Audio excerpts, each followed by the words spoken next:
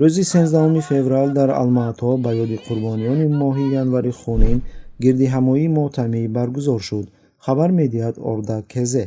намоишчиён дар даст плакатҳо ва лавҳи шиор ба мисли «Токаев гумшав», «Тамоми кишвар аз ту нафрат дорад», «Нест бод шиканҷа», «Фашизмро бас кунед», «Озодӣ ба бегуноҳон», «Мардум террорист нест», «Январи хунинро фаромӯш намекунем ва намебахшем», бидуни огоҳӣ тир холӣ кардан ин ҷиноят алайҳи мардум аст. митинги мотамӣ бо хондани дуо барои кушташудагон дар эътирозҳои моҳи январ оғоз шуд.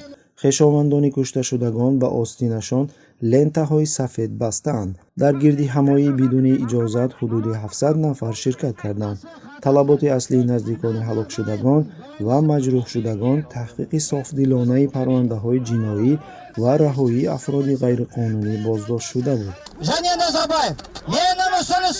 қобили зикр аст ки баробари ҷамъ шудани мардум дар майдон сурати интернети мобилӣ суст шуд.